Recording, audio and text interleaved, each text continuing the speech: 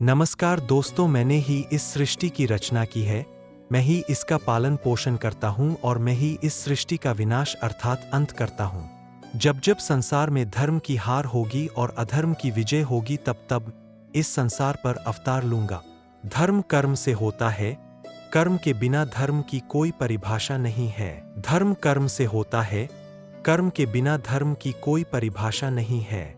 हमारी आस्था की परीक्षा तब होती है जब हम जो चाहे वो हमें न मिले और फिर भी हमारे दिल से प्रभु के लिए शुक्रिया ही निकले।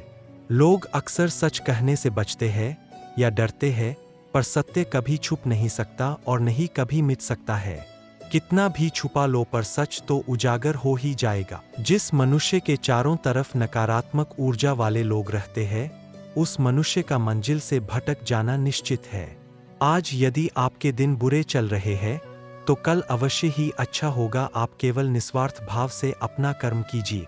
जो मार्ग ईश्वर ने आपके लिए खोला है, उसे कभी भी कोई बंद नहीं कर सकता है। एक बार किसी को माफ करके अच्छे बन जाओ, लेकिन दोबारा उसी इंसान पर कभी भरोसा करके बेवकूफ ना बनो। धर्म केवल हमें रास्ता दिखाता है, परंतु मंजिल तक तो कर्म ही पहुंचाता है।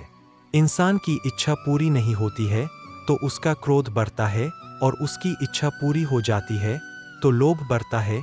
इसलिए जीवन की हर स्थिति में अपने धैर्य को बनाए रखे। अहंकार से इंसान की प्रतिष्ठा, वंश, वैभव तीनों ही समाप्त हो जाते हैं। आत्मा अमर है, इसलिए मरने की चिंता कभी मत करो। आत्मा का अंतिम लक्ष्य परमात्मा से मिलन होता है। सत्य कभी भी नष्ट नहीं हो सकता। मौन सबसे अच्छा उत्तर है ऐसे व्यक्ति के लिए जो आपके शब्दों को महत्व नहीं देता। नर्क जाने के 3 द्वार है: काम, क्रोध और लोभ। कर्म करो और फल की इच्छा मत करो। समय कभी किसी के लिए नहीं रुकता। व्यक्ति जो भी चाहे वह बन सकता है यदि वह विश्वास के साथ इच्छित वस्तु पर लगातार चिंतन करे।